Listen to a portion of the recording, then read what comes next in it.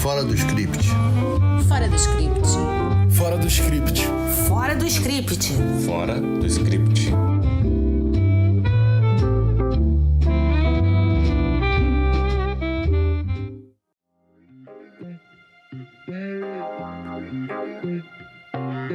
Olá! Voltamos com mais um episódio no ar, dessa vez com duas séries de temática bem similar e muito surpreendentes. Naquela Noite, produção espanhola de 6 episódios em cartaz na Netflix, e O Melhor Infarto da Minha Vida, produção argentina com 6 episódios em cartaz na Disney Plus. E por que dizer de temática semelhante? Do ponto de vista do roteiro, é uma narrativa bastante interessante. Cada série traz a sua história, contada do ponto de vista dos personagens da trama, e a história avança através da versão de cada personagem a cada episódio. É como aquele velho ditado de quem conta um conto aumenta um ponto. E muito mais do que isso. As duas séries fazem muito bem o que se propõe a fazer, sendo que nós três, Letícia, Renata e eu, demos por unanimidade nota 10 para O Melhor Infarto. A nossa podcaster Letícia mandou super bem com a escolha. Naquela Noite é uma obra de ficção que não se baseia em fatos reais, enquanto O Melhor Infarto é baseado no livro autobiográfico de mesmo título do escritor argentino Hernán Cachari, e logo de cara diz que qualquer semelhança com a ficção é mera coincidência, invertendo a tradição. Ou seja, é mesmo genial, fina dramaturgia argentina. Eu sou Denise, advogada e roteirista, apaixonada por direito e por dramaturgia. Eu sou a Letícia, roteirista, jornalista e fã de séries policiais. Eu sou a Renata, jornalista e roteirista, apaixonada pelo audiovisual argentino e europeu. O Melhor Infarto é um deleite em particular para os roteiristas porque é muito redondinha do ponto de vista do roteiro e tem também, assim, personagens deliciosos, a começar pelo protagonista Ariel, que inspira empatia só de se olhar para ele. Já Aquela Noite tem seus méritos, personagens femininas muito atuais e bem construídas, mas tem um complicador na narrativa porque todo episódio volta no tempo e isso, aliado ao fato de ser o ponto de vista particular de um personagem, confunde um pouco. É um recurso sofisticado e parece que nessa série não funcionou como se esperava, embora não chegue a contaminar a trama. Eu concordo contigo, Denise, que Aquela Noite se perde um pouco com a questão do tempo. Mas eu também achei que os flashbacks entraram bem no roteiro. Eles ajudam a contar a história, que, aliás, já é contada de trás pra frente, né? Tem gente que detesta flashback, mas eu, sinceramente, não vejo problema em colocar quando isso favorece a dramaturgia. Agora, eu só fiquei um pouco chateada no final, quando a história avança pro futuro, porque aí eu acho que eles realmente se perderam. Pois é, Renata, finaliza mal, o que é uma pena. Eu tenho a impressão de que o episódio final se perde um pouco no tempo ou faz com que o espectador se perca no tempo. São muitas as versões da morte do policial, de forma que eu acho que não precisava confundir tanto. O final parece justo, não há redenção, mas não sei por que fiquei assim um pouco desapontada. Eu não sei ali se o problema foi roteiro, se foi produção ou os dois. Agora, Aquela Noite tem ganchos muito bons, né? Que é quando o fim de um episódio já chama pra gente ver o próximo. E eu achei sensacional a ideia de cada um deles ser a versão dos personagens. E além disso, assim, eu achei uma série cheia de subtextos, né, Letícia? Eu acho que ela é uma série cheia de subtexto e de subcontexto. Para dar um exemplo, você pega aquela cena em que o pai pede ajuda aos amigos dele, você percebe ali que são amigos de muito tempo. E eles dizem que não vão ajudar e se recusam, porque eles não querem se envolver naquela confusão. Só que o pai, ele avisa aos amigos, né? Ele fala, se fosse ao contrário, eu faria tudo para ajudar vocês. Ou seja, ele também ali está trazendo essa questão do ponto de vista, né? Como o ponto de vista muda de acordo com a situação, enfim. No fim da série, ele vai trazer um subtexto sobre os atos e consequências, sobre como os erros dos pais recaem nos filhos. São coisas que a gente vê sob diferentes pontos de vista, mas elas não são necessariamente verbalizadas. Naquela Noite, ele ainda tem uma outra coisa muito legal quando a gente fala de ponto de vista, né? é porque a própria República Dominicana, ela é vista por pontos diferentes, né? O das pessoas comuns e o dos turistas. E essa também é uma lógica que se repete no Melhor Infarto. Tem uma dualidade ali entre um olhar, digamos, estrangeiro e um olhar mais local. O fato é que essas duas séries são duas pequenas pérolas em termos de roteiro, atuação e de produção. Eu acho que a Denise concorda comigo, né? As duas séries são muito bem produzidas, muito bem fotografadas e naquela noite locações lindas da República Dominicana. Para mim é o tamanho ideal de série e dos episódios, 30 minutos mais ou menos cada um, sem prorrogações desnecessárias. Quanto ao Melhor Infarto, nós aqui já em vários episódios desse podcast falamos sobre as produções argentinas que têm o grande mérito de contar bem uma história sem tentar impressionar com lacrações ou narrativas politicamente corretas. Aliás, a Letícia fala muito bem sobre isso. Para além de haver bons textos, as produções são boas e a escalação do elenco não pode ser melhor. Enfim, a dramaturgia argentina tem a nossa admiração e, em particular, a admiração da nossa podcaster Renata.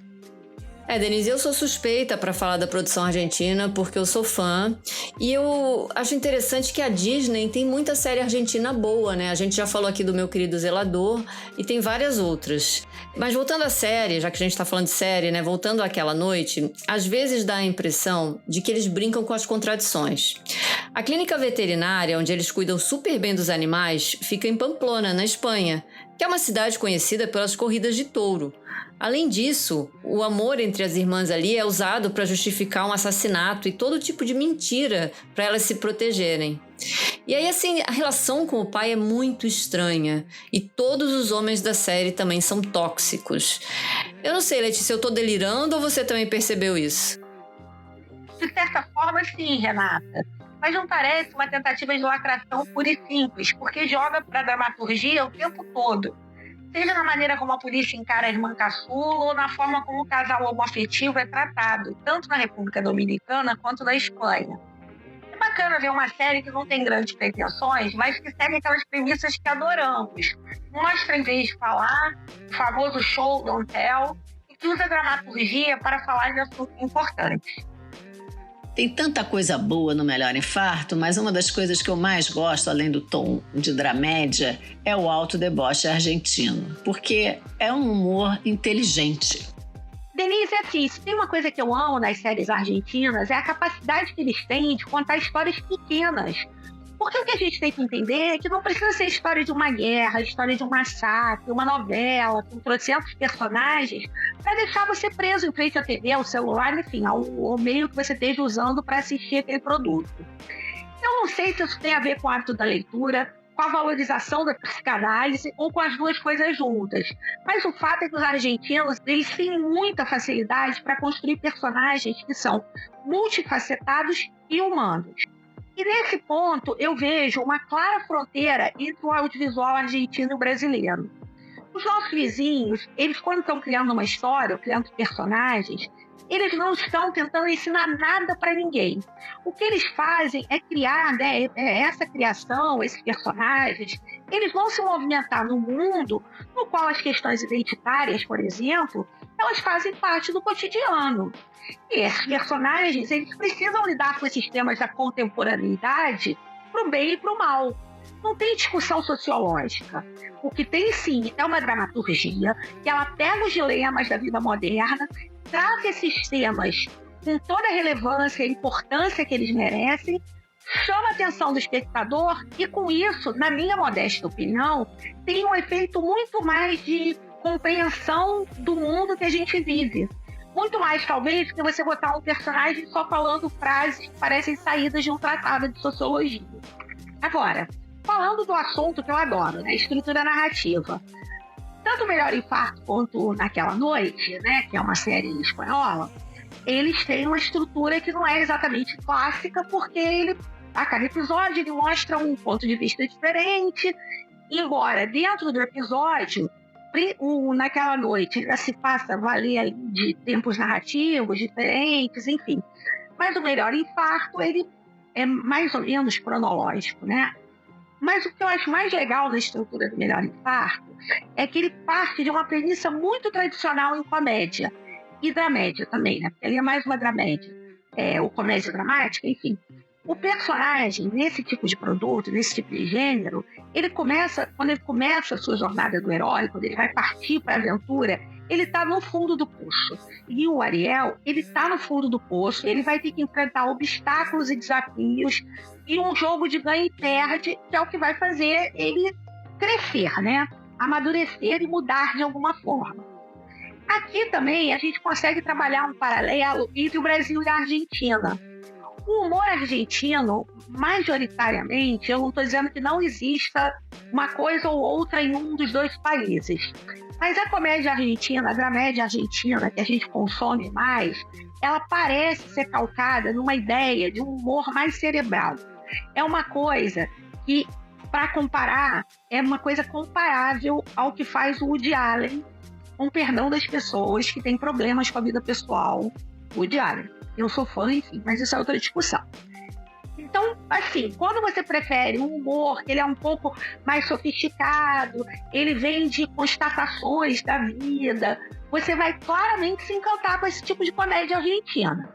Nós, brasileiros, a gente tem uma herança muito grande da chanchada, que é um humor mais físico. Então, é muito diferente isso. E você pode gostar das duas coisas, tá? Não tem nada errado. Gostar mais de um, gostar mais de outro, é uma questão de gosto, né? Agora, só para dar um exemplo bem banal. Para mostrar o Ariel estendido nesse tapete da humilhação em que ele começa a série, você vai mostrar ele reiteradas vezes tentando falar com o chefe sobre o que ele faz e ele não consegue, ele está encalacrado no trabalho. Se fosse uma comédia brasileira, provavelmente ele levaria uma torta na cara, ele tomaria um tombo. Seria uma coisa seria de outra maneira, seria outra forma de provocar o riso. O humor físico, ele provoca um riso mais escancarado. O outro tipo de humor, que eu chamei aqui de cerebral, ele leva mais tempo e você pode nem rir, às vezes você vai só sorrir.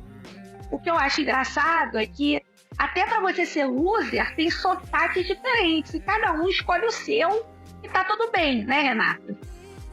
De cara, o Ariel já é mostrado como um loser completo, né? Tudo dá errado pra ele de uma forma que isso vai contribuindo pro infarto. A sucessão de fracassos, assim, parece até a nossa vida, né? Quantas vezes a gente já não se apurrinhou com uma moto na rua, com as exigências do chefe ou com a traição num relacionamento, não é? São essas coisas que vão criando identificação e é nessa sucessão de fracassos que a gente cria uma super empatia com o Ariel. A gente tem vontade de sentar do lado dele e de bater um papo. Porque assim, ele é um cara tão bacana que não merece a vida que ele tá levando. Aliás, eu acho que a série podia se chamar o Gente Boa, o Gente Fina, porque no fundo é isso que leva a Concha a viajar com ele pro Uruguai. Ele é muito gente boa. Além, é claro, que ela tem uma questão também com o namorado e tudo mais, né, Letícia? Assim, o que você acha disso? Bom, Renatinha, se você me permite, eu vou aqui fazer só um parêntese para pegar o seu gancho. Eu acho que você está coberta de razão e o Ariel é um cara tão legal que ele nem dá bola para a tradicional rivalidade entre argentinos e uruguaios, né? Ele passa bem por isso. Ele poderia ter um pouco mais de rivalidade ali e ele não tem. Eu só acho que ele é legal, mas ele não é bobo. Isso é muito legal também, né? Ele não é um bobinho, ele é um cara inteligente, ele entende o mundo como funciona, mas ele tenta tirar um maior proveito da vida, tanto que a série se chama O Melhor Infarto, né? Ainda uma pequena nota sobre a série argentina, sem querer dar spoiler, mas assistam até o último minuto, até passar o último crédito. Vale a pena ver as surpresas que foram deixadas para o finalzinho, assim, 45º minuto do segundo tempo. É uma delícia. E agora vamos ao momento cena marcante. Letícia. Eu fiquei pensando um pouco sobre essa cena marcante do Naquela Noite. Tem muitas, assim, acho que era uma série que tem cenas bem legais. Então eu escolhi uma cena, que é a cena do resort, em que a Paula e a Luísa, durante o casal homoafetivo, né? Elas vão fazer uma aula de culinária no resort e tem um casal hétero. E esse casal hétero, ele fica ali beirando a alfinetada, mas com um preconceito velado, mas que tá ali, não tá. E esse preconceito ele vai se desvelando, né? Vai se revelando aos poucos, até que a Paula decide abrir mão do réu primário e faz uma confusão, e é uma cena muito... Chega até a ser uma cena, num primeiro momento, ela é uma cena divertida, mas quando você para, você ri, mas quando você para e pensa, você vê que é muito real aquilo e é muito triste que, na verdade, coisas assim ainda aconteçam. E qual é a sua, Renata? Denise, eu posso estar errada, mas eu tive a sensação de que o início do episódio 3 de O Melhor Infarto da Minha Vida, quando o casal uruguaio, o anfitrião, tá no sofá falando que foi amor à primeira vista, aquilo ali é uma referência ao filme Harry e Sally. Essa história do casal uruguaio é fantástica, né? Essa não é a minha cena marcante, mas como eu não quero dar spoiler, eu vou falar o seguinte. O Ariel é um talento tão desperdiçado que quando ele faz a avaliação da casa no Airbnb, acontece uma coisa super importante para a trama. E não falo mais.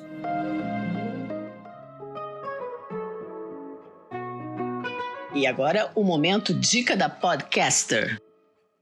Bom, mantendo esse clima de Hablamos Espanhol, eu vou indicar Toda la Sangre. É uma série da Disney, que na verdade ela é uma série do catálogo do Hulu e que tá na Disney. São 10 episódios, eles poderiam ser 6 tranquilamente, é um pouquinho protelatório, tem ali uma barriga grande, né? Barriga, para quem não sabe, é o termo que vem mais das novelas, que é um período que você não tem muita coisa para contar, então você enche com qualquer coisa ali. Ela tem uma barriga ali, dava para resumir em 6 episódios, mas é policial, óbvio. Ela apresenta um serial killer que ele se baseia em antigas profecias astecas para cometer seus crimes. E por que eu peguei essa série para ver? Vocês vão me perguntar, né? Os crimes são um pouco escabrosos. Se você não gosta de violência, eu sugiro ou pular ou não olhar nessas horas. Que é o que eu fiz, né? Quando eu vi essa série, eu falei assim, eu achei que tinha uma enorme chance de descambar para algo preconceituoso em relação a culturas ancestrais. Porque você está falando nos dias de hoje sobre um modo de vida que ele é secular. Então, é complicado você fazer isso, né? Só que eu achei que, apesar de trazer a cultura asteca para um ambiente de serial killer, de polícia, de investigação, eu achei que ela é bastante respeitosa com a cultura dos astecas. O que os astecas estão pregando ali, né, que motiva o criminoso a ter uma compreensão exacerbada daquilo. Não estou justificando os crimes, tá? Mas, enfim, os astecas têm certas premissas sobre as quais eles são cobertos de razão e o criminoso tem uma visão deturpada disso. Mas é legal ver esse respeito, né? Ver o México se valendo da sua cultura de povos originários, e também me fez pensar quantas histórias a gente não poderia contar também a partir das mitologias dos nossos povos originários. Hoje a gente tem roteiristas de origem indígena, né, de povos indígenas, povos originários. Eu gostaria muito de ver essas histórias aproveitadas não só em fantasia e também não só em terror, mas em todos os gêneros, porque eu acho que é possível. Enfim, fica a dica, assistam. Não é uma série espetacular, mas é uma série que vale sim assistir. E eu vou passar a bola para Renata para a gente saber qual é a dica que ela vai trazer para a gente aqui. Eu recebi uma sugestão de uma amiga, a professora Sônia Zinger, para assistir ao documentário A Rainha do Xadrez, que é desse ano e está na Netflix. O roteiro não tem nada de especial, mas a história é tão boa que a gente não consegue parar de assistir. É um recorte da vida da húngara Judith Polgár e das suas irmãs, que foram treinadas duramente durante a infância para jogar xadrez. Aos 12 anos, a Judith já era a melhor jogadora de xadrez do mundo e aos 15 se tornou a grande mestre mais jovem da história. Só que o melhor feito ainda estaria por vir. Ela teve que enfrentar o seu grande ídolo, o Garry Kasparov. Quem vê até pensa, né, que eu entendo alguma coisa de xadrez, mas eu não entendo nada. E é por isso mesmo que esse documentário me impressionou tanto. Então eu sugiro que vocês assistam e aí vocês vão entender por que eu indiquei. É A Rainha do Xadrez na Netflix.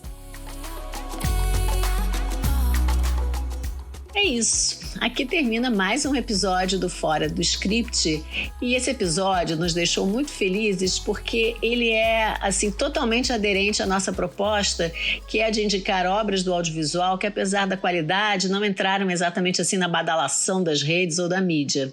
Se você concorda com isso, mande o seu feedback, que ficaremos muito felizes. Até a próxima, pessoal! Fora do script. Fora do Script. Fora do script. Fora do script. Fora do script.